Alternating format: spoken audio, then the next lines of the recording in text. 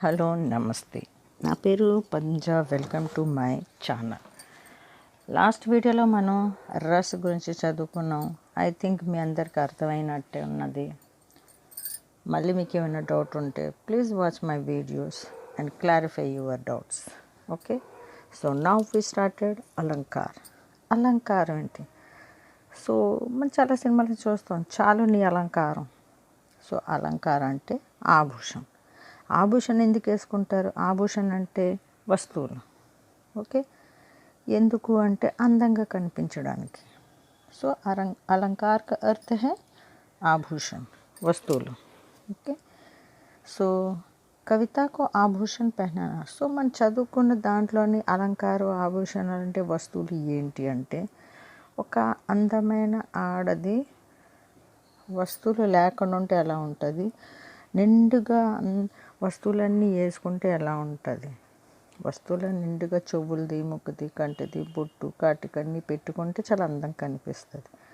అలాగే మన కవితలను, మన పోయంలను. ఓకే, సో कविता को आभूषण पहनाना ही अलंकार कहलाता है. ओके, सो कविता को आभूषण पहनाना ही अलंकार कहलाता है. అలంకారం మీన ఆభూషణ అనమాట. సో కవిత్వంకి ఆభూషణ చేస్తేనే దానికి మనం ఏమంటాం? అలంకారం. అంటే కవిత్వాన్ని చాలా అందంగా చెప్పడం, అదే అలంకారం. ఈ అలంకారాన్ని పెట్టి వినిపిస్తే కవిత్వం చాలా అందంగా మనకి వినడానికి బాగుంటుంది. చాలా సినిమాలో చూసుంటాం చూడండి. నేను చూడాలంది సినిమాలోని సౌందర్య చెప్తూ ఉంటుంది. సో లాస్ట్లో చిరంజీవి యాడ్ చేస్తూ ఉంటాడు. అది ఒక अलंकार में. ओके, छोड़ो. जिस प्रकार किसी सुंदर रमणी स्त्री को आभूषण पहना देने से उसकी सुंदरता में वृद्धि हो जाती है, उसी प्रकार काव्य को अलंकार से सजाने पर काव्य की प्रबोधकता भी వృద్ధి हो जाती है.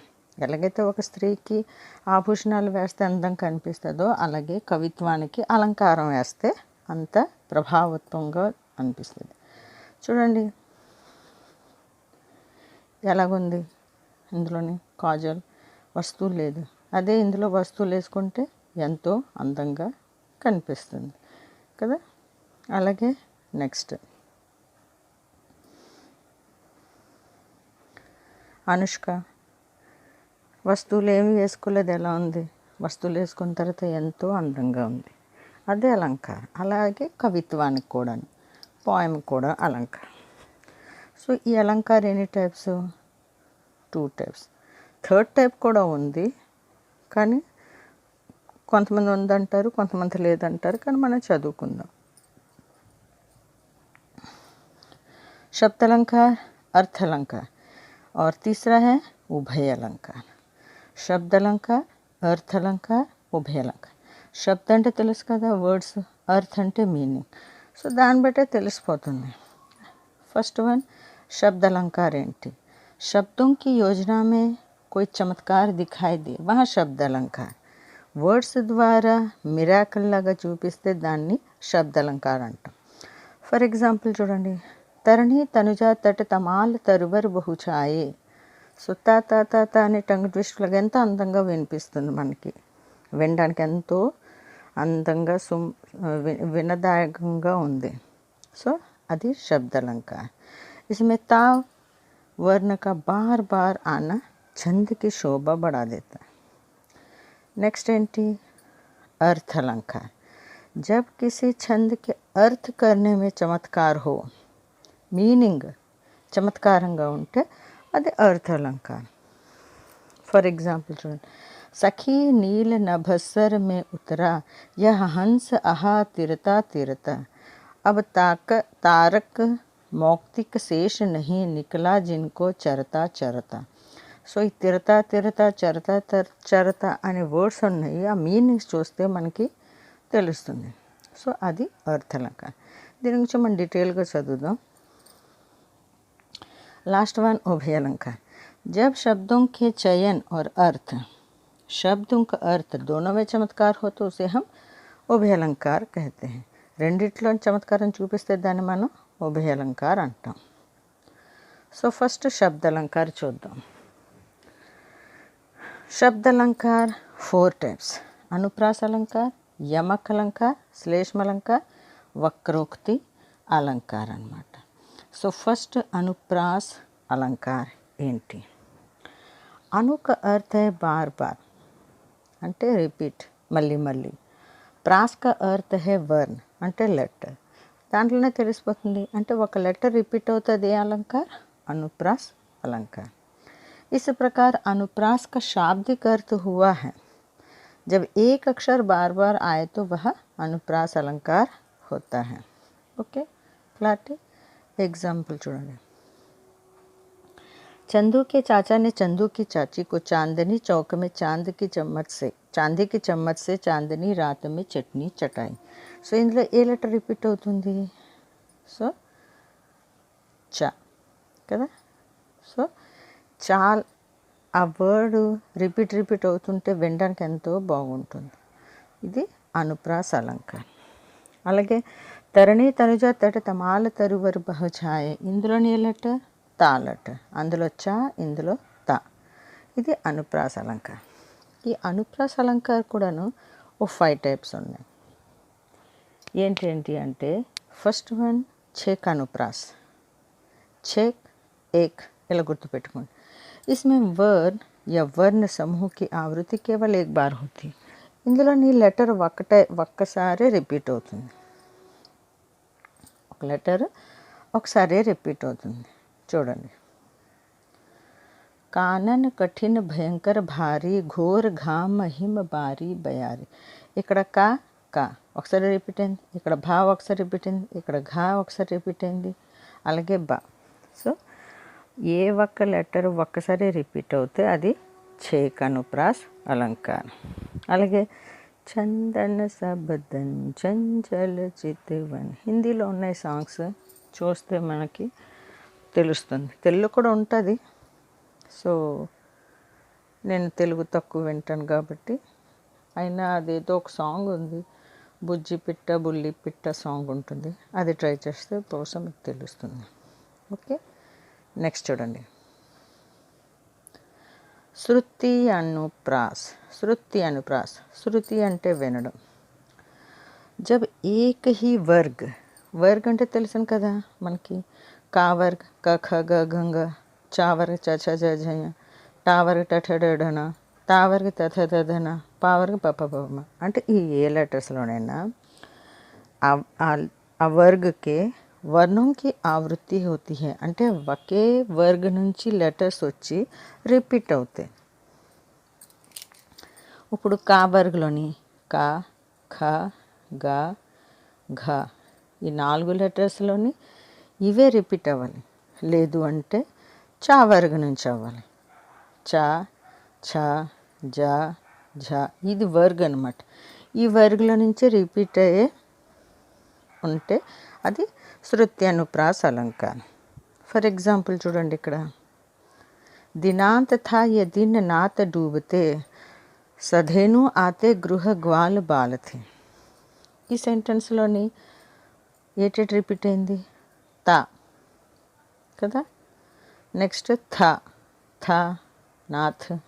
నెక్స్ట్ దా అయింది కదా, దీనాథ్.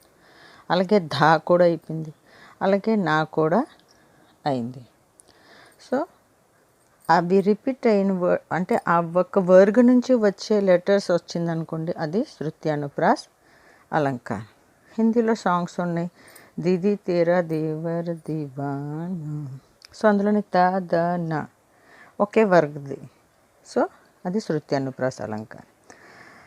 అలాగే ఇంకో సాంగ్ ఉంది, एक लड़की को देखा तो वैसा लगा जैसे खिलता गुलाब. సో అందులోని క ఖ గ అని ఒకే వర్గ్ది.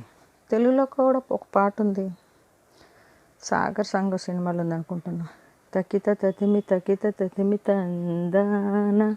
సో అందులోని ఏంటి వర్డ్స్? తా ద నా రిపీట్ అవుతుంది. అది శృతి అనుప్రాస్ అలంకార్లో వస్తుంది. నెక్స్ట్ ఏంటి? వృత్తి అనుప్రాస్. శృతి అనుప్రాస్ తర్వాత వృత్తి అనుప్రాస్. इसमें एक साथ అనేక वर्णों की ఈ వర్గ ఆ వర్గ అని ఉండదు. బోల్డ్ అని లెటర్స్ రిపీట్ అవుతూ ఉంటుంది వృత్తంలాగా, అందుకే వృత్తి అనుప్రాస్ అంటారు.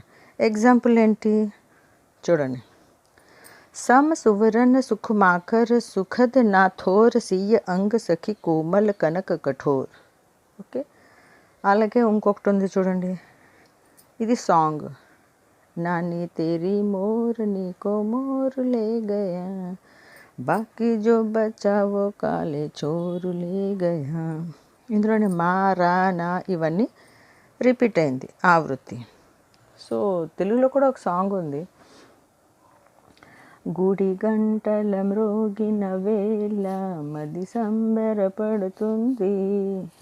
అందులోని వాళ్ళ పాట పూర్తిగా రాదు నాకు. అందులో గా లా ద ఇది రిపీట్ అవుతుంది. అదే ఇంకో పాట కూడా ఉంటుంది, భద్రాచలం కొండ సీతమ్మ వారదండ నాకు కావాలి అండా దండ. I am not a singer, so please listen that song and observe. అందులోని కా దా డ అనే లెటర్స్ రిపీట్ అవుతుంది. అలాగే చూడండి నెక్స్ట్ లాట్ अनुप्रास अलंकार. जब किसी वाक्य में शब्दों या समूह की आवृत्ति हो और अर्थ में कोई अंतर ना हो, రిపీట్ అవుతుంది కానీ మీనింగ్లో చేంజెస్ అవుతుంది, కానీ అన్వయ్ కర్నే పర్ అర్థ బదల్ జాతా హై.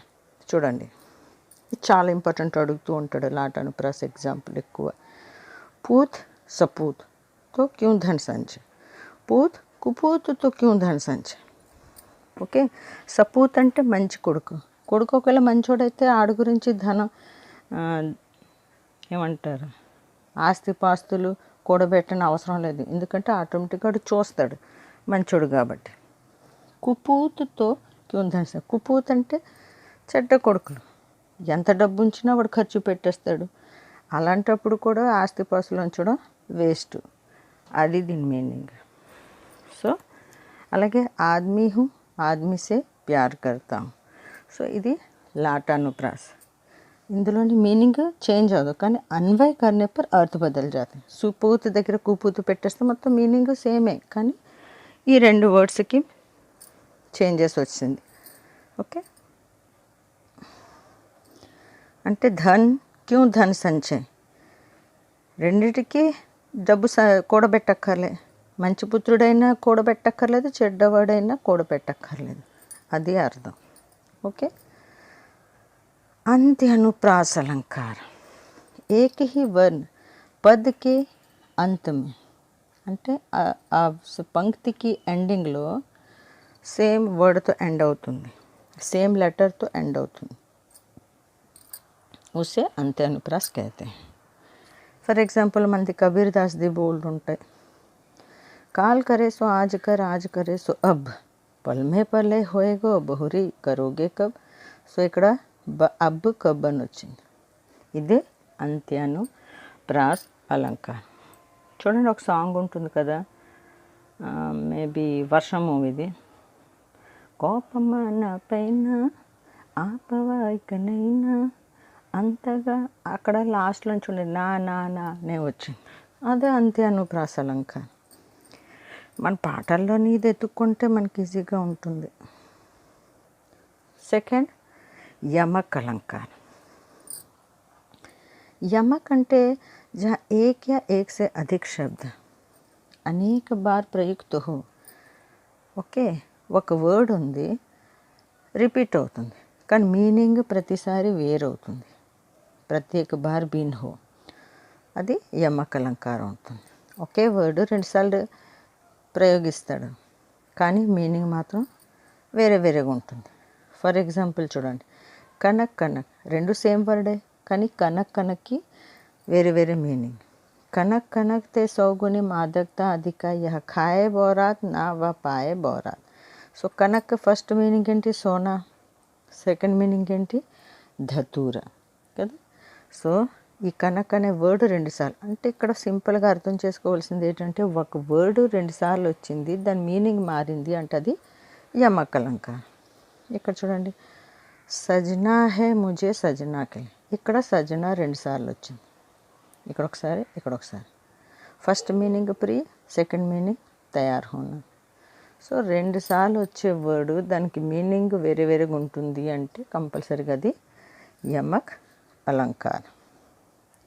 नेक्स्ट చూడండి, श्लेष अलंकार.